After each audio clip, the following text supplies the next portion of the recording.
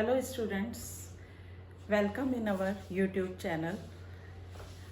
हम राष्ट्रपति के बारे में पढ़ेंगे। भारत में संघीय कार्यपालिका है जिसमें राष्ट्रपति, उपराष्ट्रपति, प्रधानमंत्री और मंत्रिपरिषद होते हैं। भारतीय संविधान के अनुसार आर्टिकल 52 में लिखा है एक राष्ट्रपति होगा। संघ की कार्यपालिका शक्ति स्वयं राष्ट्रपति में है जिसे वह अपने पदाधिकारियों के द्वारा, अधीनस्थ पदाधिकारियों के द्वारा प्रयोग में करेगा। अधीनस्थ पदाधिकारी प्रधानमंत्री और मंत्रिपरिषद है। हमारे राष्ट्रपति की योग्यता होनी चाहिए कि वो भारत का नागरिक हो, 35 वर्ष की आयु पूरी कर चुका हो और लोकसभा का सदस्य निर्वाचित होने की योग्यता रखता हो। राष्ट्रपति का वेतन 5 लाख रुपए प्रति माह है। राष्ट्रपति का निर्वाचन हमारे यहाँ अप्रत्यक्ष निर्वाचन पद्धति से होता है। बहुत ज़्यादा सोच विचार हुआ कि राष्ट्रपति को कैसे निर्वाचित किया जाए, उसके बाद ये वाली पद्धति अपनाई गई। अप्रत्यक्ष निर्वाचन में राष्ट्रपति का चुनाव एक निर्वाचक मंडल के द्वारा होगा। निर्वाचक मंडल में संसद के दोनों सदनों के सदस्य और राज्य विधानसभाओं, केंद्र शासित प्रदेश जिसमें दिल्ली और पुडुचेरी, जो कि 92 में ऐड किया गया था 70वें संविधान संशोधन द्वारा, वो होंगे और इनका निर्वाचन एक विशेष मत पद्धति के द्वारा होगा। विशेष मत पद्धति जिसे कि हम आनुपातिक प्रतिनिधित्व की एकल संक्रमणीय मत प्रणाली कहते हैं।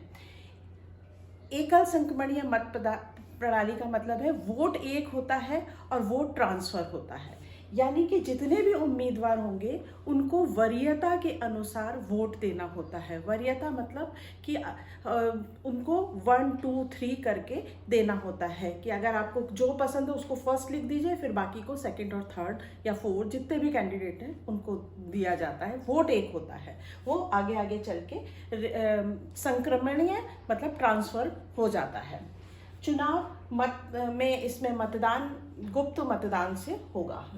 चुनाव की सफलता के लिए, चुनाव में जो सफलता चाहिए, जो कैंडिडेट जीतना चाहता है, उसके लिए हमारे यहाँ डिसाइड किया गया है कि एक न्यूनतम कोटा प्राप्त हो, यानी कि इतने वोट तो उसके पास होने ही चाहिए, तभी वो चुनाव में विजयी होगा। न्यूनतम कोटा कैसे निकले, इसके लिए एक फॉर्मूला तय किया गया है जो कि हेयर प्रणाली से लिया गया था और फिर उसे संशोधन जो किया गया है, उसमें जितने भी वोट डाले गए हैं, वैध मत, अवैध मतों को पहले हटा दिया जाएगा, फिर वैध मत जो डाले गए हैं वो जितने हो और निर्वाचित होने वाले जितने भी उम्मीदवार खड़े हुए हैं उनकी संख्या +1+1। जैसे अपन फॉर एग्जांपल मान लें कि 1000 वोट डले हैं, 1000 और 3 उम्मीदवार खड़े हैं तो +1 251, यानी कि अगर 1000 वोट डलते हैं तो 251 जिस उम्मीदवार को मिलेंगे वो राष्ट्रपति के लिए विजयी होगा।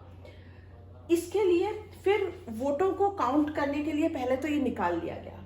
उसके बाद हमारे यहाँ पे चूंकि राष्ट्रपति पूरे देश का है तो इसमें एक रूपता और समस्त राज्यों में के मतों को केंद्र में बराबरी प्राप्त करने के लिए संसद और प्रत्येक राज्य विधानसभा के प्रत्येक सदस्य का मतों का मूल्य निर्धारित किया जाता है। मत मूल्य निर्धारण करने की भी एक विधि है, एक उसके लिए भी फॉर्मूला है कि उस पर्टिकुलर स्टेट या केंद्र शासित प्रदेश की जनसंख्या डिवाइडेड बाय वहाँ के जो विधानसभा के निर्वाचित सदस्य, निर्वाचित वाले सदस्य नहीं जो मनोनीत होते हैं, वो नहीं, निर्वाचित सदस्यों का भाग दिया जाएगा और उसमें 1000 का भाग दिया जाएगा। फॉर एग्जाम्पल मान लीजिए 20 लाख जनसंख्या है फॉर एग्जाम्पल और 200 है और उनको 1000 से भाग देंगे तो 20, यानी एक जगह के वोटों का मूल्य 20 आ गया।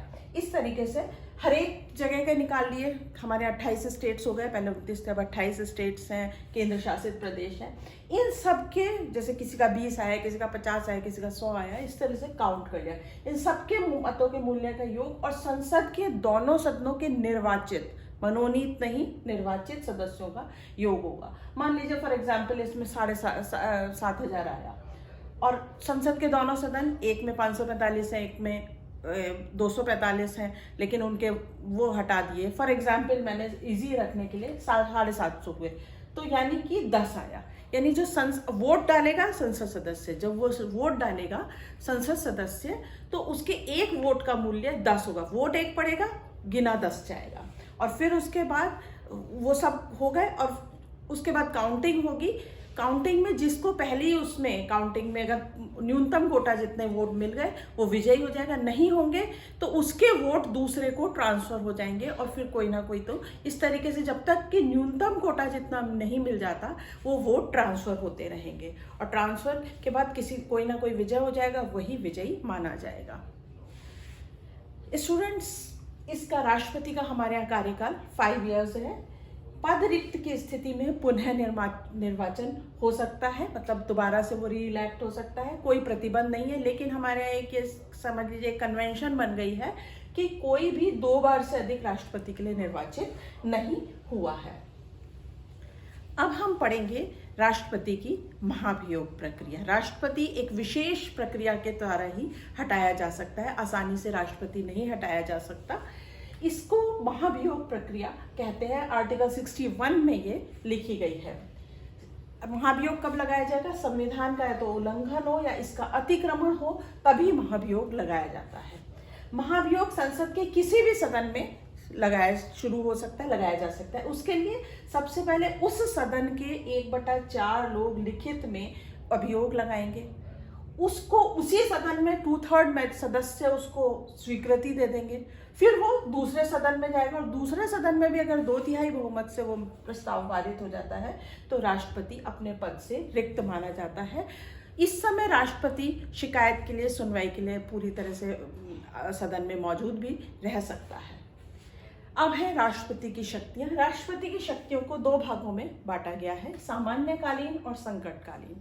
सामान्यकालीन है जैसे कार्यपालिका की है। सबसे पहले कार्यपालिका काम करवाने वाला काम करती है, तो इसलिए कोई भी अधिकारियों की नियुक्ति वगैरह कार्यपालिका से रिलेटेड है। जैसे महत्वपूर्ण अधिकारियों की नियुक्ति और पदच्युति करती है, वो विभिन्न प्रकार के जो भी नियम हैं वो इनकी शक्तियों में आते हैं। संघ की इकाइयों पर नियंत्रण की शक्ति है। अंतर्राष्ट्रीय मामलों में देश का प्रतिनिधित्व राष्ट्रपति करते हैं और सर्वोच्च सेनापति के रूप में है। वो तीनों सेनाओं के सर्वोच्च सेनापति हैं। दूसरी शक्ति है विधायी शक्ति। विधायी शक्ति है विधायक क्षेत्र का प्रशासन, सदस्यों को मनोनीत करने का अधिकार, विधेयकों पर निषेध अधिकार, अध्यादेश जारी करने की शक्ति और राज्य के संबंध में विधायन की शक्ति। वित्तीय शक्तियां भी हैं। संसद के समक्ष आय व्यय का अनुमानित विवरण रखवाना, धन विधेयक, वित्त विधेयक, अनुदान की मांग लोकसभा में राष्ट्रपति की अनुमति से ही प्रस्तावित होती है। और जो भारत की आकस्मिक निधि है उस पर भी राष्ट्रपति का नियंत्रण होता है। आकस्मिक निधि यानी आकस्मिक कोई भी कुछ घटना हो जाए, कुछ हमारे यहाँ आपात स्थिति आ जाए, उसमें कहाँ कब पैसा खर्च किया जाएगा ये राष्ट्रपति से पूछा जाता है। न्यायिक शक्तियाँ भी है राष्ट्रपति को कि अपराधियों के दंड को स्थगित कर सकता है, कम कर सकता है अथवा क्षमा प्रदान कर सकता है। इसमें सैनिक न्यायालय द्वारा दिया गया दंड और मृत्युदंड दोनों भी आते हैं, यानी सामान्य न्यायालय और जो सैनिक न्यायालय दोनों के इसमें आते हैं। दूसरे प्रकार की राष्ट्रपति की शक्ति है संकटकालीन शक्तियाँ। जब कभी देश संकटकालीन या आपात, जब कभी देश में आपात हो जाए तो उसमें राष्ट्रपति को आपात लगाने का अधिकार है। कौन कौन सी हैं? एक तो युद्ध, बाहरी आक्रमण, सशस्त्र विद्रोह या इसकी संभावना से उत्पन्न संकट जो है, संवैधानिक यंत्र के राज्य में विफल हो जाने से उत्पन्न संकट है, आर्टिकल 356 व 352 है। और तीसरी है वित्तीय संकट, अनुच्छेद 360 में कहा गया है। तो उम्मीद है आप सबको ये चैप्टर समझ में आया होगा और कोई भी कुछ क्वेरी हो तो आप मुझसे कांटेक्ट कर सकते हैं। Thank you.